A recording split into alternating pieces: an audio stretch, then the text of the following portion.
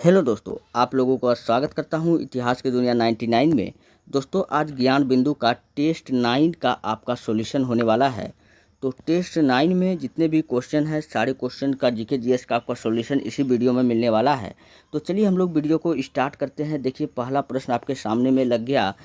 भारत के वायसराय के रूप में किसके कार्यकाल में महान शहीद भगत सिंह, सुखदेव और राजगुरु को फांसी दी गई थी? तो दोस्तों, भगत सिंह, राजगुरु और सुखदेव, अगर बात किया जाए तीनों को फांसी कब दिया गया था, तो 23 मार्च 1931 को दिया गया था। 23 मार्च 1931 को। और उस समय जो भारत के वायसराय था वो कौन था? लॉर्ड इरविन था। तो ऑप्शन नंबर बी क्या हो जाएगा? बिल्कुल राइट हो जाएगा। ठीक है, चलिए मैं आपको और भी एग्ज़ाम के दृष्टिकोण से कुछ प्रश्न बताता हूं जो काफ़ी इम्पोर्टेंट है। आपके एग्ज़ाम में हो सकता है कहीं यही प्रश्न पूछ ले। भगत सिंह को दोस्तों हम लोग, शहीद भगत सिंह को हम लोग शहीद आजम कहते हैं। और इन्होंने नौजवान सभा का स्थापना किया था। किसका किया था? नौजवान सभा का गठन किया था। अच्छा, ये जो लॉर्ड चेम्सफोर्ड है, इसी के कार्यकाल में जालियांवाला बाग हत्याकांड हुआ था। कब हुआ था? जालियांवाला बाग हत्याकांड। और दोस्तों, ये प्रश्न इस बार बिहार दरोगा में पूछा हुआ प्रश्न है। 16 तारीख को पूछा गया था कि जालियांवाला हत्याकांड जो है वो कब हुआ था? 13 अप्रैल 1919 को हुआ था। ठीक है, चलिए बढ़ते हैं नेक्स्ट। अगला प्रश्न आपके सामने में है, कोलंबस ने किस बंदरगाह से अपनी महान यात्रा के लिए प्रस्थान किया था? दोस्तों, कोलंबस ने पालोस बंदरगाह से अपनी यात्रा को प्रस्थान दिया था। तो इस प्रश्न का ऑप्शन नंबर ए क्या हो जाएगा? बिल्कुल राइट हो जाएगा। अगर बात किया जाए कि कोलंबस कहाँ का निवासी था, तो कोलंबस जो था इटली के जेनोवा का निवासी था। कहाँ का था? इटली के जेनोआ का निवासी था। ये बात आपको याद रखना है। और यह 1492 ईस्वी में, कोलंबस कब? 1492 ईस्वी में अमेरिका पहुंचा। और उस अमेरिका का नाम क्या दिया गया था? नई दुनिया। अमेरिका का खोज किया, अमेरिका पहुंचा और इसका नाम क्या दिया? नई दुनिया।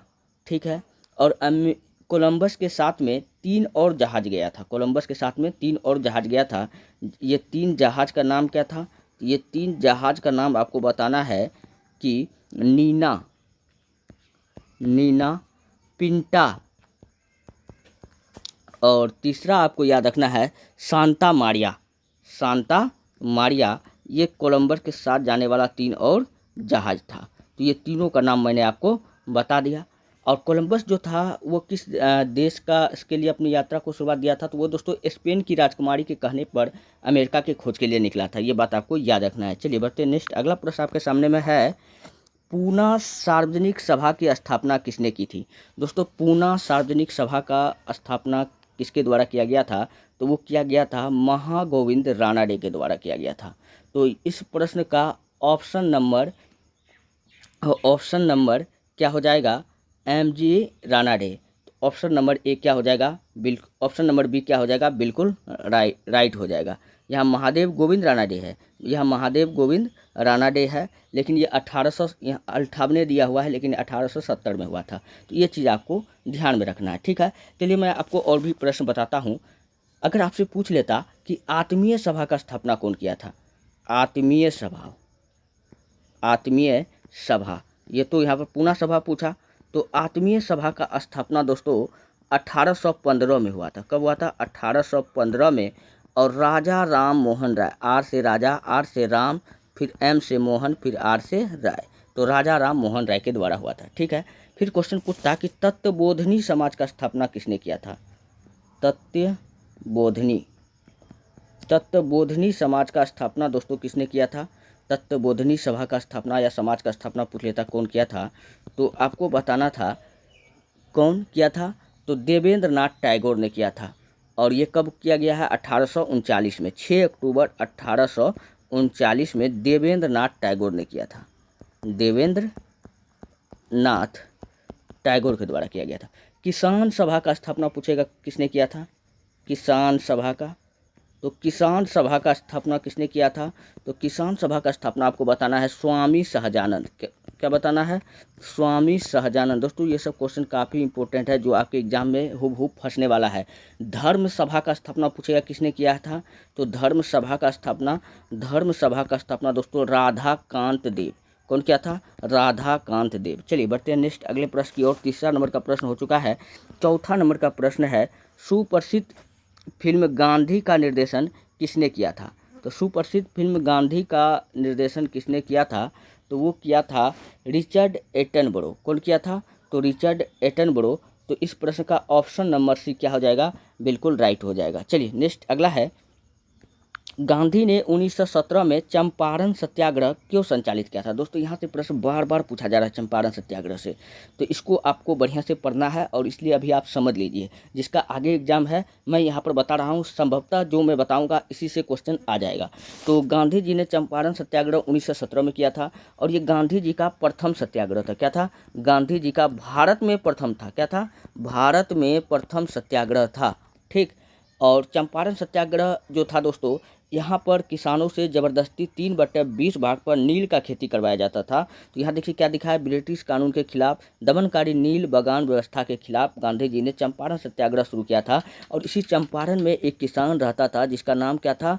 इसका किसान का नाम था राजकुमार शुक्ला। क्या नाम था? राजकुमार शुक्ला। और यही राजकुमार शुक्ला गांधी जी को आमंत्रित करता है चंपारण आने के लिए। और यहाँ पर आने के बाद में जो 3/20 भाग पर नील का खेती करवाया जाता था अंग्रेजों द्वारा, तो किसानों को इस 3/20 भाग पर, जिसको हम लोग 3 कठिया पद्धति कहते हैं, क्या कहते हैं? तो 3/20 भाग पर जो खेती होता था इसको क्या कहते थे? हैं ये क्वेश्चन देखिए काफ़ी इंपॉर्टेंट है, 3 कठिया पद्धति। और इनसे क्या करवा दिया? मुक्ति दिलवा दिया। तो क्वेश्चन पूछा जाएगा कि 3 कठिया पद्धति का संबंध किससे है? तो चंपारण के किसान से, चंपारण सत्याग्रह से। ये बात आप देख लीजिएगा। ठीक है। और क्वेश्चन पूछा जाएगा कि चंपारण सत्याग्रह में ही गांधी जी को महात्मा का उपाधि दिया गया था। महात्मा की उपाधि कौन दिया था? रविंद्रनाथ टैगोर ने दिया था। आर नाथ टैगोर ने दिया था। बदले में रविन्द्रनाथ टैगोर को गुरुदेव की भी उपाधि इसी आंदोलन में मिला था महात्मा गांधी द्वारा।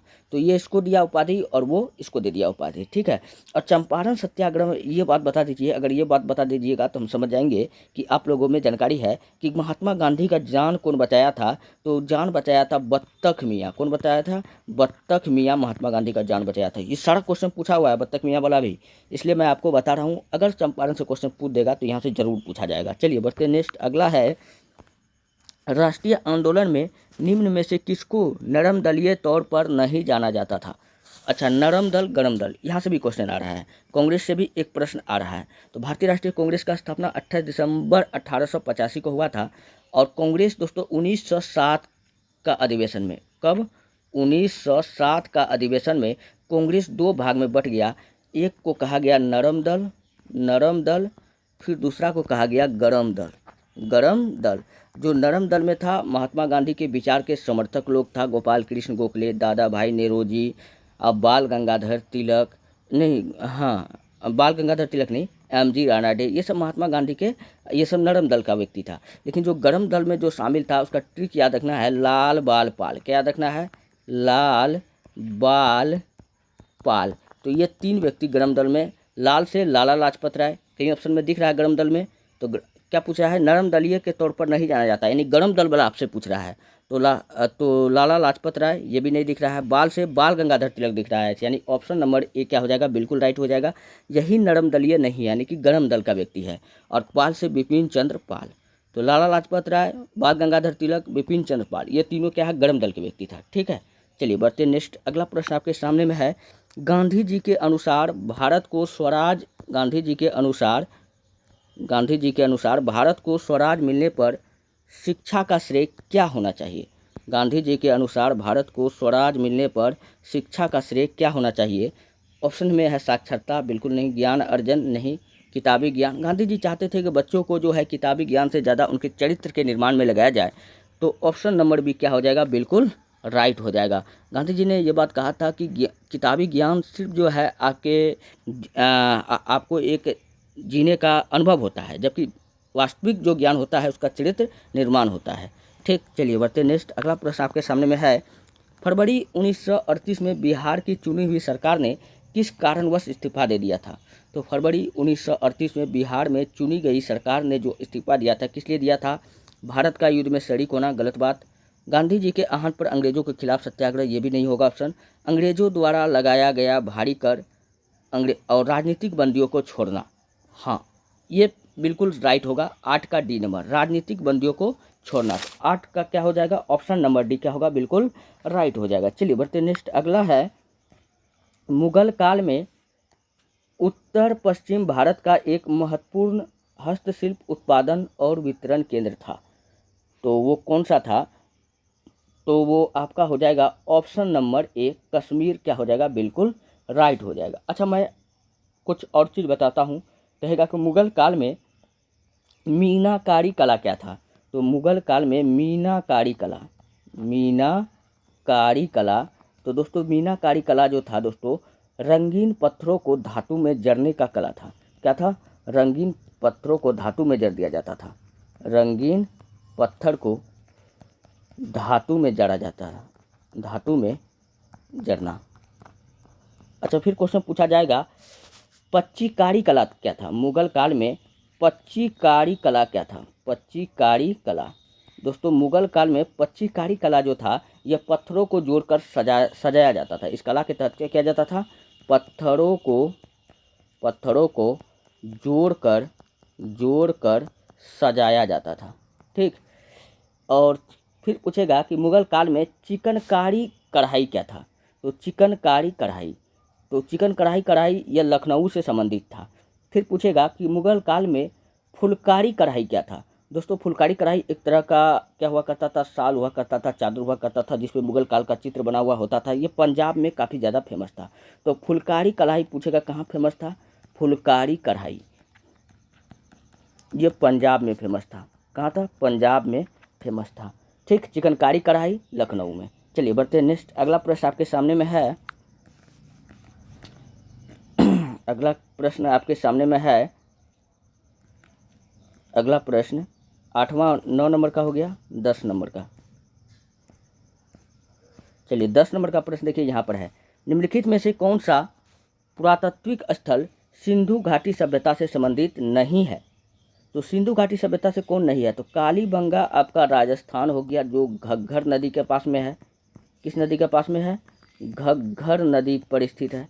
ठीक, राखीगढ़ी आपका हरियाणा में हो जाएगा।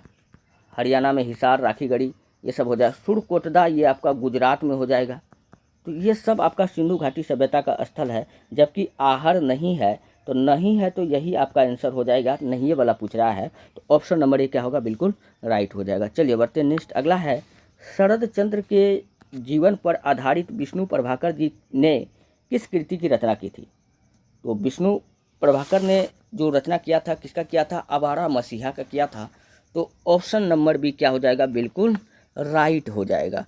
चलिए अब मैं आपको विष्णु प्रभाकर का कुछ कृति बताता हूँ। इसका विष्णु प्रभाकर, इसका मैं कुछ कृति बताता हूँ जो इम्पोर्टेंट है आपका एग्जाम में। एक तो आवारा मसीहा अभी जस्ट यहाँ पर देखिए लिए। अगर पूछेगा कि ढलती रात किसका है? ढलती रात भी इसी का है, विष्णु प्रभाकर का है। ठीक, पाप का घड़ा ये भी किसका है? तो ये भी विष्णु प्रभाकर का है। क्षमादान भी पूछेगा किसका है? तो विष्णु प्रभाकर का है। ठीक, अर्धनारीश्वर भी किसका है? तो इसी का है। तो इस प्रश्न का ऑप्शन नंबर क्या था? ऑप्शन नंबर बी क्या था? बिल्कुल राइट था। चलिए बढ़ते हैं नेक्स्ट, अगला प्रश्न आपके सामने में है, निम्न में से कौन सी जोड़ी सही है? यहाँ सही खोजना है, यानी कि एगो कोनो गलत होगा। तो चलिए जो सही है उसको हम लोग चेक करते हैं। विनोबा भावे द्वितीय व्यक्तिगत सत्याग्रही थे। व्यक्तिगत सत्याग्रह 1940 में महात्मा गांधी के नेतृत्व में चलाया गया था, जिसका पहला सत्याग्रही कौन था? पहला सत्याग्रही विनोबा भावे था। तो विनोबा भावे ये फर्स्ट था। और द्वितीय सत्याग्रही जो था दोस्तों वो जवाहरलाल नेहरू था। कौन था? जवाहरलाल नेहरू था। तो ये क्या है? गलत है। तो ये आपका क्या है? गलत जोड़ी है। ठीक, चित्तरंजन दास जिसको हम लोग देश बंधु कहते हैं, तो हाँ चितरंजन दास को हम लोग देश बंधु कहते हैं। आगे चेक करने की ज़रूरत ही नहीं है क्योंकि यही सही हमको पता है। चितरंजन दास को हम लोग क्या कहते हैं, देश बंधु कहते हैं। अच्छा चलिए कुछ और प्रश्न मैं आपको बताता हूँ जो आपके एग्जाम के दृष्टिकोण से काफ़ी इम्पोर्टेंट होगा। कहेगा कि दीन बंधु किसको कहते हैं, दीन बंधु बताओ किसको कहते हैं। दोस्तों दीन बंधु हम लोग कहते हैं C.F. एंड्रूज को। किसको कहते हैं, C.F. एंड्रूज कहते हैं। कहेगा कि देश बंधु इसको कहते हैं, तो दीन बंधु बताओ किसको कहते हैं, C.F. एंड्रूज। अच्छा देश रत्न पूछेगा किसको कहते हैं, देश रत्न। या अजात शत्रु पूछेगा किसको कहते हैं, अजात शत्रु, तो हम लोग राजेंद्र प्रसाद को कहते हैं। तो इस प्रश्न का ऑप्शन नंबर बी क्या हो जाएगा, बिल्कुल राइट हो जाएगा। चलिए बढ़ते हैं नेक्स्ट। अगला प्रश्न आपके सामने में है, अगला प्रश्न आपके सामने में है, एक अस्थायी चुंबक किसी निश्चित बिंदु पर चुंबकीय क्षेत्र B उत्पन्न करता है। यदि इसे दो बराबर भागों में काट दिया जाए तो उस बिंदु पर उत्पन्न चुंबकीय क्षेत्र होगा। यानी कि आपको कहता है कि एक चुंबक को दो भाग में अगर काट दिया जाए, कोई चुंबक है, अगर मान लेते हैं कि ये कोई चुंबक है, इसको दो भाग में बराबर बराबर हमने काट दिया, तो इस चुंबक का एक पोल नॉर्थ पोल, ये साउथ पोल क्या होगा कि दो भाग में ये बढ़ जाएगा। अरे भाई यही ना होगा, तो इसका राइट आंसर क्या हो जाएगा, तो ये दो भाग में बढ़ जाएगा। यहाँ कहता है कि B उत्पन्न करता है, चुंबकीय क्षेत्र यानी B उत्पन्न करता है, तो B/2 हो जाएगा, दो भाग में बढ़ गया, तो ऑप्शन नंबर बी क्या होगा, बिल्कुल राइट हो जाएगा। चलिए बढ़ते हैं नेक्स्ट। अगला प्रश्न आपके सामने में है, मेंडल के प्रयोग में F1 पौधे को स्वपरागित करने पर F2 पीढ़ी में लंबे एवं बौने पौधे किस अनुपात में प्राप्त हुए थे। वो प्राप्त हुआ था 3:1 में, तो ऑप्शन नंबर बी क्या होगा, बिल्कुल राइट हो जाएगा। अच्छा मेंडल ने अनुवांशिकता का नियम दिया था, अनुवांशिकता का टोटल 3 नियम दिया था, अनुवांशिकता का 3 नियम दिया था, 3 नियम दिया था, स्वतंत्र अभिहन का नियम, पृथक्करण का नियम, ये सब अनुवांशिकता का टोटल 3 नियम दिया था इन्होंने, ठीक है। मेंडल ने अपना प्रयोग कहेगा किस पर किया था, तो अपना प्रयोग किया था मटर के पौधा पर। किस पर किया था, मटर के पौधा पर किया था मेंडल ने, ठीक। इसलिए ग्रेगर जॉन मेंडल को हम लोग अनुवांशिकी का पिता कहते हैं। क्या कहते हैं, अनुवांशिकी का पिता कहते हैं, ठीक। और ग्रेगर जॉन मेंडल पूछे कहाँ का निवासी था, तो ऑस्ट्रिया के ब्रून शहर के निवासी था। और यह एक पादरी था। क्या था, यह एक पादरी था। आपको पादरी मतलब जो ईसाई धर्म का जो बाबा होता है उसको पादरी कहते हैं, तो ये बात आपको ध्यान में रखना है। चलिए बढ़ते नेक्स्ट। और ये सब प्रश्न पूछा हुआ है, मेंडल पूछेगा कहाँ का था, ये सब प्रश्न पूछा गया है। कॉर्क कोशिकाओं की भित्ति पर जमा हुआ पदार्थ होता है, उसको हम लोग क्या कहते हैं, तो दोस्तों उसको हम लोग सुबेरिन कहते हैं। तो ऑप्शन नंबर बी क्या हो जाएगा, बिल्कुल राइट हो जाएगा। चलिए अब मैं बताता हूँ दोस्तों, पौधे का कोशिका भित्ति किसका बना होता है, सेल्यूलोज का बना होता है। सेल्यूलोज किसका बना होता है, पौधे का कोशिका भित्ति, पौधे का कोशिका भित्ति है, कोशिका भित्ति आपका किसका बना होता है, सेल्यूलोज का बना होता है, ठीक है। और ये जो कोशिका भित्ति में दोस्तों सुबेरिन, पैक्टिन, लिग्निन ये सब पाया जाता है। तो यही जो सुबेरिन था, सुबेरिन यह कॉर्क कोशिका के भित्ति पर जमा हुआ पदार्थ है, ये बात आपको याद रखना है। सुबेरिन दोस्तों पौधे के कॉर्क वाले भाग में पाया जाता है। फिर क्वेश्चन पूछेगा कि ये पौधे के किस भाग में पाया जाता है, तो ये कॉर्क वाले भाग में पाया जाता है, ठीक।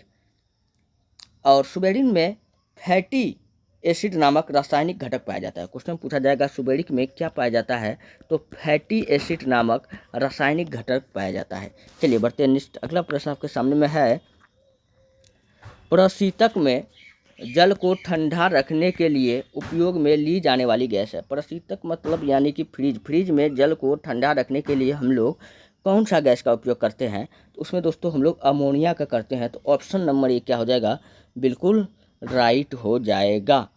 अच्छा कुरकुरे और चिप्स का पैकेट में कहेगा कि कौन सा गैस भरा रहता है, तो उसमें नाइट्रोजन गैस भरा रहता है। नाइट्रोजन गैस किस में भरा रहता है, कुरकुरे, कुरकुरे और चिप्स के थैली में, चिप्स के थैली में यह भरा रहता है, ठीक। कहेगा कि गुब्बारा में कौन सा गैस भरा जाता है, गुब्बारा में, तो गुब्बारा में हीलियम भरा जाता है। क्या भरा जाता है, हीलियम भरा जाता है। अच्छा जो ऑक्सीजन होता है, जो मरीज लोग को जो दिया जाता है ऑक्सीजन डॉक्टर द्वारा, तो उसमें क्या भरा रहता है, तो उसमें दोस्तों ऑक्सीजन और हीलियम भरा रहता है। इसलिए उसको हम लोग मरीज का सिलेंडर कहते हैं। क्या कहते हैं? मरीज का सिलेंडर किसको कहते हैं? वो ऑक्सीजन जो होता है मरीज का सिलेंडर कहते हैं। ठीक, तो ये सब क्वेश्चन पूछा जाता है। चलिए बढ़ते हैं नेक्स्ट। अगला प्रश्न आपके सामने में है, गलत कथन का चयन कीजिए। 17 16 हो गया। चलिए अब हम लोग 17वें नंबर के प्रश्न की ओर बढ़ते हैं। 17, सूक्ष्म तरंग की तरंग दैर्घ्य 0.3 मीटर से 1 मीटर की प्रास में होती है। दृश्य तरंग 17 नंबर का प्रश्न है। दृश्य तरंग या की प्रकाश ऊर्जा 1.6 इलेक्ट्रॉन वोल्ट से 3.25 इलेक्ट्रॉन वोल्ट के मध्य होती है। 17 नंबर का। चलिए देखते हैं और ऑप्शन क्या कहता है। तो ऑप्शन और यहाँ पर दिया हुआ है, एक्स किरण की रेडियो सक्रिय नाभिक के विखंडन में प्राप्त होती है और गामा किरण की वेदनशीलता अत्यधिक होती है। हाँ बिल्कुल सही है, सबसे अधिक वेदनशीलता किसका होती है? गामा किरण की होती है। चलिए बढ़ते नेक्स्ट। अगला है, किस जीवाणु की क्रिया से दूध दही में जम जाता है? अच्छा, हम लोग जानते हैं कि दूध दही में जमना कौन सा एसिड होता है? Lactic acid. कहाँ ऑप्शन में दिख रहा है? तो ऑप्शन नंबर बी में दिख रहा है। चलिए अच्छा, दूध में कहेगा कि कौन सा विटामिन नहीं पाया जाता है? तो दोस्तों दूध में विटामिन सी नहीं पाया जाता है। ठीक, दूध का उजला पूछेगा किसके कारण दिखता है? तो दूध का उजला दोस्तों केसीन प्रोटीन के कारण दिखता है। केसीन पूछेगा क्या है? तो यह एक प्रोटीन है, तो केसीन के कारण दिखता है। अच्छा, गाय का दूध कहेगा कि पीला दिखता है। गाय का दूध कहेगा कि पीला दिखता है। गाय का दूध पीला किसके कारण दिखता है? तो कैरोटीन के कारण दिखता है। किसके कारण दिखता है? कैरोटीन के कारण दिखता है। अच्छा, दूध की शुद्धता, दूध की शुद्धता कहेगा किससे मापते हैं? तो लैक्टोमीटर से मापते हैं। किससे मापते हैं? लैक्टोमीटर से मापते हैं। और दूध उत्पादन के लिए कौन सा क्रांति किया गया था? श्वेत क्रांति किया गया था। कौन सा क्रांति किया गया था? श्वेत क्रांति या ऑपरेशन फ्लड। ऑपरेशन फ्लड ये सब पूछेगा कि ऑपरेशन फ्लड का संबंध किससे है? दूध उत्पादन से। श्वेत क्रांति का संबंध किससे है? दूध उत्पादन से। श्वेत क्रांति का जनक किसको कहते हैं? तो वर्गीज कुरियन को कहते हैं। किसको कहते हैं? वर्गीज कुरियन को। तो ये सब बात आपको याद रखना है, कई बार एग्जाम में पूछा जाता है। चलिए बढ़ते हैं नेक्स्ट। अगला है, सही क्रम को आपको चुनना है। शरीर की सबसे छोटी इकाई जो होता है दोस्तों वो कोशिका होता है। क्या होता है? कोशिका। और यही कोशिका के समूह को हम लोग उत्तक कहते हैं, और उत्तक के समूह को अंग कहते हैं, और अंग के समूह को अंग तंत्र कहते हैं, जिसके बाद हमारा शरीर का निर्माण होता है। तो ये हमको सही दिख रहा है मिलाया हुआ।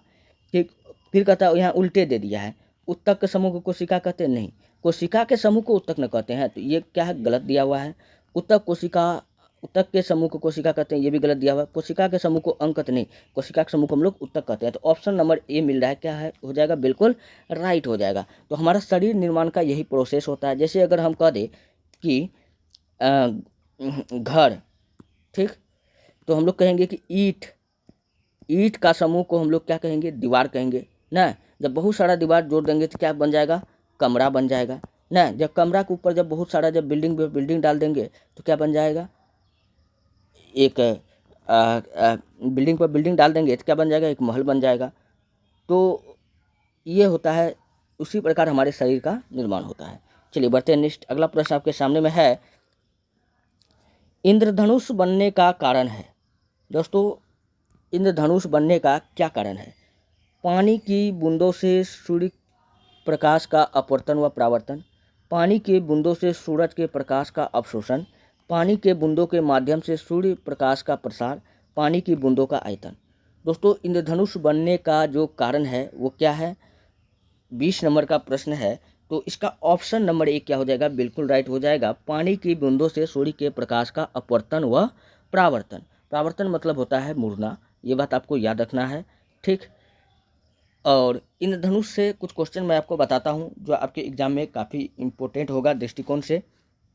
अच्छा, इंद्रधनुष कहेगा कि हमेशा दोस्तों याद रखना कि इंद्रधनुष जो होता है हमेशा सूर्य के विपरीत दिशा में उगता है। सूर्य के विपरीत दिशा में उगता है। क्वेश्चन देखिए कितना घुमा घुमा करके पूछा गया है। क्वेश्चन पूछा जाएगा, अगर व्यक्ति कोई सुबह में इंद्रधनुष देख रहा है तो वह किस दिशा में देखेगा? अगर कोई व्यक्ति दोस्तों सुबह में इंद्रधनुष देख रहा है तो यानी सुबह में, सीधा याद रखिएगा, सुबह जो होता है दोस्तों, सुबह में सूर्य हमारा पूरब दिशा में रहता है।